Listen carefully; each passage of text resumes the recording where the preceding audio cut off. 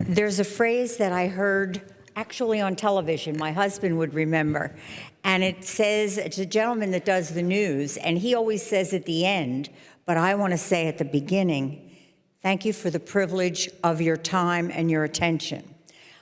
He doesn't say, but I would add, and thank you for either foregoing lunch or going with earlier when somebody else was speaking so that I have some people to look at when I look out. Thank you very much. I know what legislators do. I've been here 18 years. I'm very grateful to have had this experience.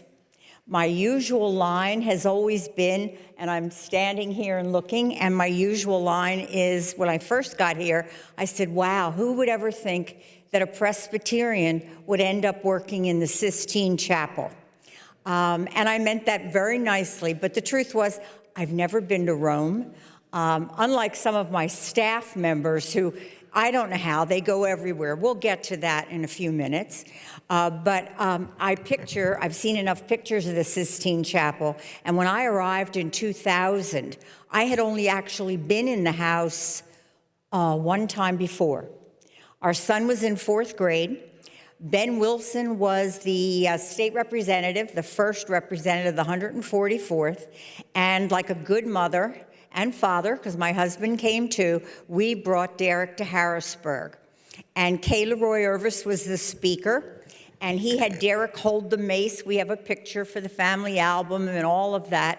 And I thought, well, it's an awfully long trip to do this, but how nice. And the dome was under, I don't want to say reconstruction, but they were polishing and fixing all of the paints and so forth. And Jim and Derek went up on the scaffolding. I have a fear of heights, so I did not go. And I thought, how wonderful. I've seen our state capitol. That'll be the last time I'm ever there. Running in 2000 was an incredible experience. Not all of it positive, to the point where I thought, I'm going to do this for 2 years, but I told the folks back home, and those who've been around, such as Mr. Reddycliffe for that time too, and I believe my good friend over there, Mary Beth Morey, I thought, I'm only going to do this for 2 years. And then don't worry, Jim and Derek, I'll be home. And it is 18 years later, because I kept saying to them, I'm sure I won't like it. And, you know, I know what I want, so I'll just get it done. Can you imagine the naivete of that? I'll get it done, and then I'll come home. So be looking for somebody to run in my place. As you well know, because you're here, things don't quite work that way. And I learned that, but I also learned this, that I was incredibly grateful, that I was humbled on many occasions, and that what Speaker Ryan, then the wonderful Matt Ryan, taught me, it was a great privilege to be here. And you know what? I was going to do my darndest to stay and keep earning that privilege and not give it up. And I would bring up Speaker Ryan because that was the person that I think set the tone for me when I arrived. And Speaker Ryan would meet with each freshman and talk to them individually. And to me, you try to find out, what did he say to the other people? Like, did I get the standard lecture? Did I get something a little bit better? What did he probably think of me? And what I decided was, he kept telling me, number one, that at that time, I think I would, something like 121st woman to be elected, and there were 13,000 men. So I was to be a role model for women. And I thought, oh, this is big trouble. But he also told me that it was a great privilege to serve. There were things that always needed to be fixed, but I should, when I left, and he would preface that by saying, and you make sure you leave under your terms, not, in other words, that you're voted out. And he would say, but you make sure you leave this place as good as you found it, and preferably better. And I would say to you, I hope I'm leaving this at least as good as I found it, but I hope that with children and youth, and I'll get to that in a minute or two, don't panic, that I have left it better for that, and I wanted to. I'm not big on, I am great to be passionate and talk about issues. I do not like talking about myself, almost as much as I don't like having my picture taken. I know it's the wrong job. I got that. And someone once said to me, "You really aren't a very good politician." And I turned and smiled and said, "Thank you very much. I appreciate that." I've also been told, not by my good friend, the speaker, but a previous speaker, that my standards were too high for this job. I love that one. And the same person also told me that my biggest problem was common sense. I applaud most of you, ladies and gentlemen, because had that speaker been talking to you, I hope he would have said the same thing. Because the people that I know, many of whom sitting right there, your standards are high, and you're full of common sense, and I mean that very nicely. So we're not going to talk about me. I'm going to talk about staff and the people who kept me here. First of all, I have to thank the people of the 144th Legislative District. And with all due respect to my friends who are particularly down front here from Bucks County, I represent the best district in Bucks County. Yes, there are 10, but the best is the 144th. I tell them that all the time, and I have them believing it, so that's just the way it is. But I'm extremely grateful for the trust that they put in me, for the faith they had in me, for moments much like John Taylor, where I didn't have anybody ever threatened to, cut my neck or do something in a Kmart. I did have a little man come up to my door when I happened to be home sick that day and rap on the door because everybody knows in Warrington where I live, and the office had been closed. Oh, did I mention there was snow and ice all over the ground, so the office wasn't opening till 11? But he lives 2 blocks away, so he just felt that he would come to my house and get me to do what he needed to be done at the office. So we've all had those fun experiences. But all in all, I thank the people of the 144th. You have given me truly the best work experience in my life, which says a lot because I was a school teacher for 11 years, and I had some great times with students. So I thank you. I thought about this and I thought, you know what? I know Halloween is just around the corner. And there are those who would say, well, she ought to compare herself to the holiday of Halloween because we all know that she rides a broom and has a hat. And I did used to have a black cat. But I want to talk about this job and the holiday of Thanksgiving and me leaving and Thanksgiving. Because the truth is, I am incredibly thankful. I am thankful for so many things, and many of you do this, I bet, at your Halloween, listen to me, at your Thanksgiving table, and that is you go around at the table and you say something you're thankful for. We do that in our family. And there's always something you can think of, and sometimes, especially the children, do something that's kind of funny, or, I thank for the candy that I got on Halloween, one of those. But I want to say thank you for the opportunity I've had here. I've compared myself, when I mentioned it, to my administrative assistant, Leah Farrell, who keeps me going. Leah kind of looked at me. I said, I think I'm going to talk about, I see myself like the balloons, one of those wonderful balloons on Thanksgiving Day that's in the big fancy Thanksgiving Day parades, the Macy's parade that we can all watch on television. And Leah's gone, don't do that. She said, somebody's going to say something about, I said, I know that I'm full of hot air. And I was sure it would be Mr. Diamond when he would talk to Mr. Ryan and come up with that line. But I decided, in spite of Mr. Diamond, I was going to compare myself to that Thanksgiving balloon. Because stop and think, and most of you have seen one at Philadelphia Parade, some other big parade where they can afford those balloons. Think of all the people that are underneath, that are holding all of the strings to keep that balloon afloat and to direct that balloon so it doesn't hit the trees and it gets down the street and it makes the parade route. Ladies and gentlemen, when you're honest, you're a balloon too. And we all get down the street in that parade, however long our parade is. We get there because of staff and the people here and the people in the district who keep us afloat. And I'm proud of that fact. And, sometimes I am full of hot air. It's okay. I like it. So I am here today. Instead, I didn't bring my family except for my husband and oldest grandchild. Our son Derek, that was the speaker kindly mentioned, is working, earning money, so his father and I are happy about that. He's got a nice job in New York City and works for a fancy fashion designer. No, I could never wear the clothes. It's one of those young hippy-dippy-do types. And he goes, but Mom, I can get you 50% off. And I go, it's probably about 30 years late for my wardrobe and my look now. But he's happy and we are happy. And yes, he is a grown man, so I just told him about this but didn't push it for him to be here. I have to thank, though, the parents who are not here, but those of you who know, for all the swearing-in days, I always put a picture of my folks on my table when I am sworn in, because without them and the upbringing that I had and the values that they taught me, particularly my dad, I wouldn't be here. And I certainly wouldn't have that common sense and maybe the too high standards that I have, though that comes from my parents and my one particular grandmother.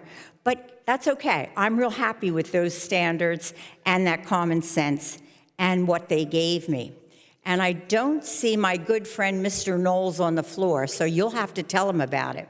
But to Mr. Knowles, I'm really proud of the fact that I'm a graduate of the University of Pennsylvania. You could applaud for that. And I am very proud of the fact that they were kind enough to take me in on an academic scholarship. I'd have never had that kind of opportunity for an Ivy League education because my family never had that kind of money at all. We had the will, and the truth was I applied to Penn to prove that I would actually get an acceptance letter and get in, but I wouldn't have gone there. I mean, I was sure we certainly couldn't afford that, but I wanted my dad to see that I could get into the University of Pennsylvania, because the truth was that was more my father's dream than mine at that time. So I thank them for the mentors, and I'm thankful for them. And by the way, you get the speech, because I can't do this at the family table, especially even this year, because they all want to eat the turkey and the stuffing, and they would shut me down right away. So I could never do a speech like this. But with the privilege of your time and the fact you're a captive audience, I get to do this. I also certainly want to thank my husband, you've heard me mention, and somebody pointed out, yes, because in our family, in our Irish family, there are lots of Jims. When we started out together, I would use his whole name. So I still do. So I will tell you, oh yes, Jim Watson said this, and Jim Watson said that. And somebody finally said to me, aren't you married to the guy? And I said, oh yeah, but that's the only way we can distinguish them. And indeed, I have been married to Jim Watson, and he's had to listen to me. You think you had it bad. We just celebrated our 51st anniversary last June. That applause is for Jim, I'm well aware. And there are those in our family and among our friends who are making bets, and if you want to get in on it, I'll give you the people to call, because they know we did 51 years, but remember, the last 18, I've been away from home for 3 days at least a week. There's really a thing going about whether we make 52 or not.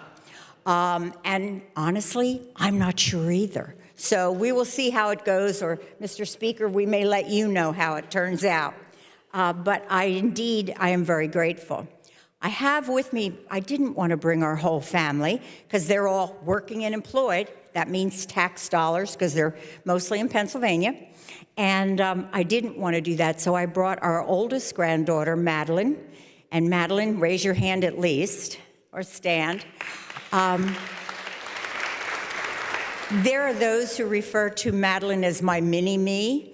Madeline will say, oh, I want to be like you, Nana, or she always did. And I do remind Madeline that she's way ahead of me, because at 21, when I got married to Mr. Watson there, Jim Watson, I was really, hard for you all to believe, but I was quiet, I was shy, and I spent most of my time, like I always said, in my books. I was the typical library kid. So the person you see now is evolutionary. I have no idea what Madeline will be like at my age, because she's already me now.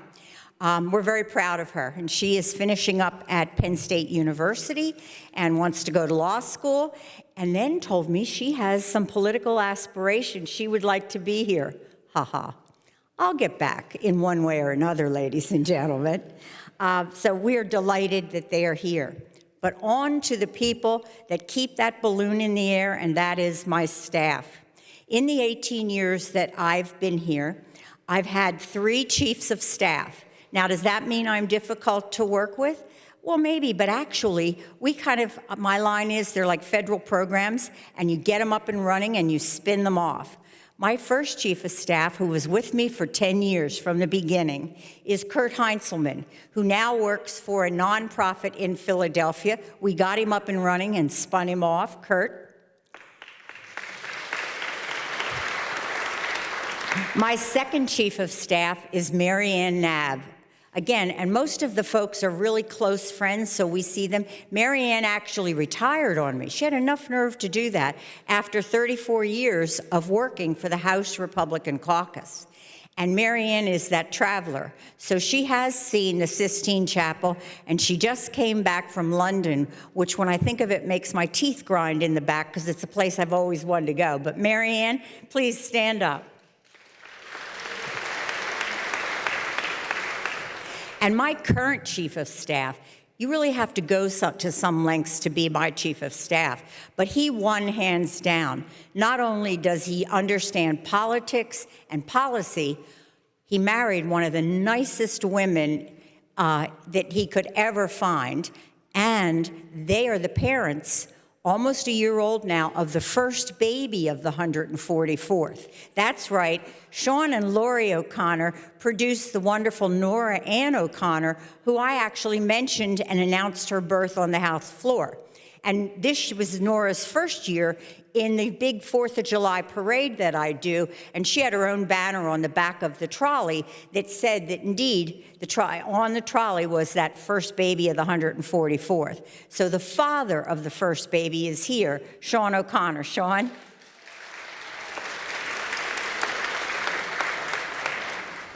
And you know that we get the opportunity to have administrative assistants. I know, doesn't it make us sound important? I love that.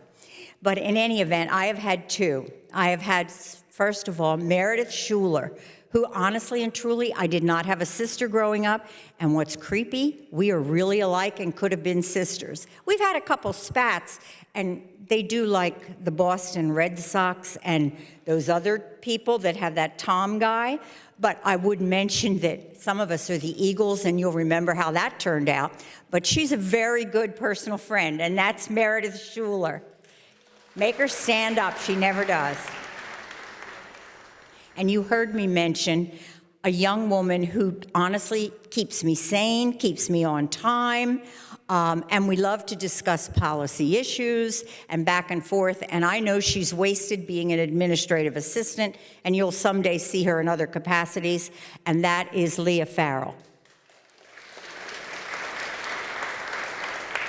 I've had the opportunity to have 2 district offices, and one we call the Outpost. All I can think of is it was like that movie Dancing with Wolves and Who Runs the Outpost.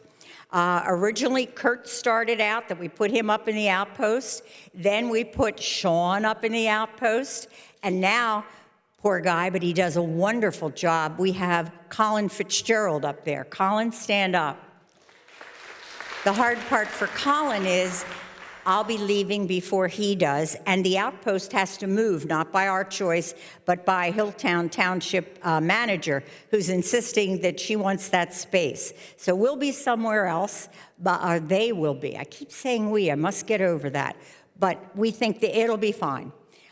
In my Warrington district office, I have had really good fortune. Certainly Mary Ann Knabb was there. And a woman who's not here today, Pat Cozy. Pat Cozy actually went back. She stayed with every state representative in the 144th from the first person, who was Ben Wilson. And Pat finally, her husband, family, and even her accountant said, you ought to retire. So she did, and she's enjoying her retirement. Then I had Kathy Ann Milanese, and Kathy she's the voice of common sense for me. Kathy Ann, I would just say, whether I wrote something or whatever, Kathy Ann, read this. Does this make sense? Does it sound too educational and it's not really good? Kathy Ann could pinpoint no matter what. And she was great to do the newsletters, to help read them for us and proofread. Nobody better. Kathy Ann, stand up.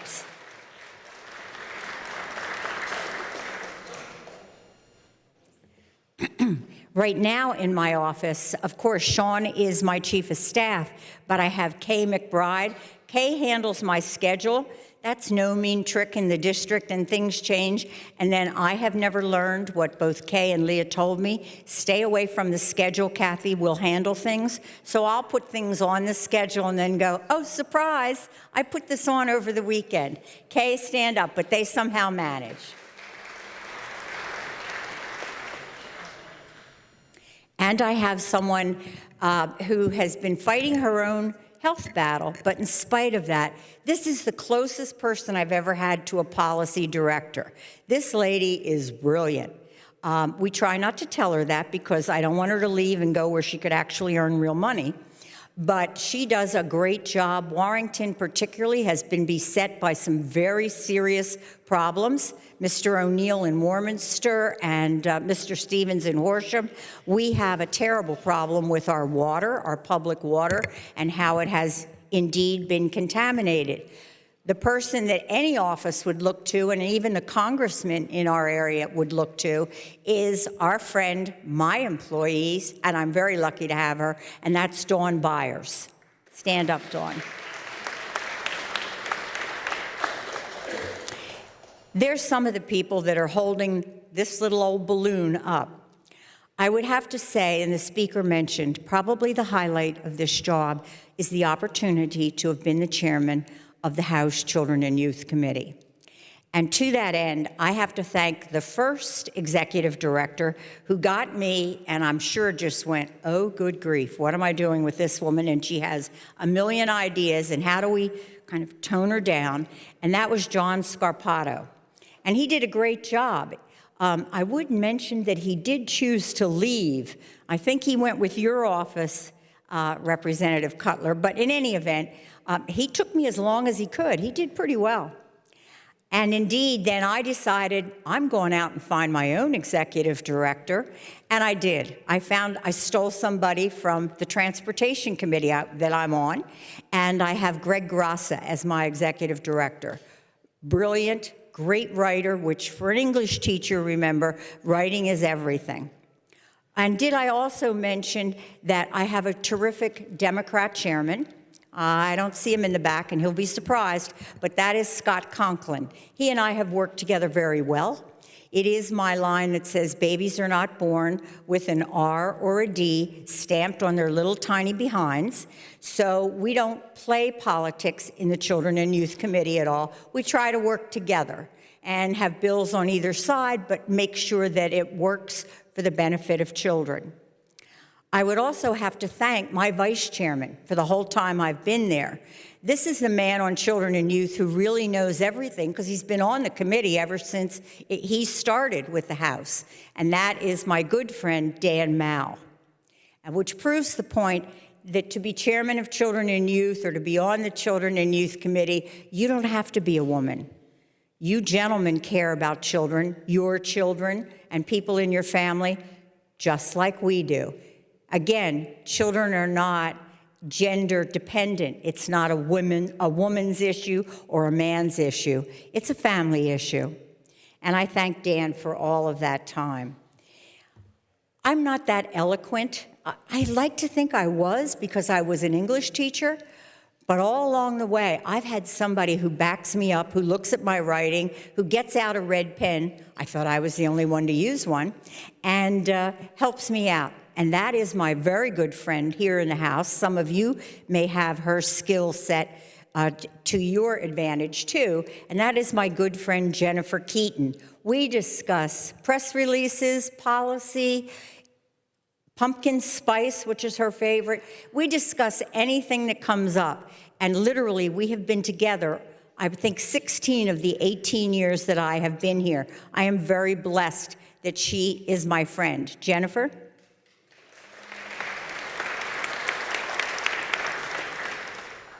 I would also be remiss if I didn't thank some of the folks, again, that got me here on the political side, because I've told you I wasn't necessarily good at politics.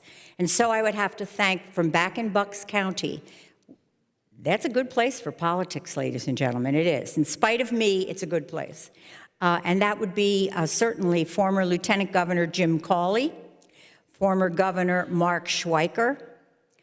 These are some of the folks that did a great job for me. The Bucks County Republican Committee, who tried to mold me. That didn't go so well, I will be honest and say, but they've always still been supported, or at least supportive, or at least haven't said, oh, good grief, Kathy, what did you do now? They've been pretty good about that.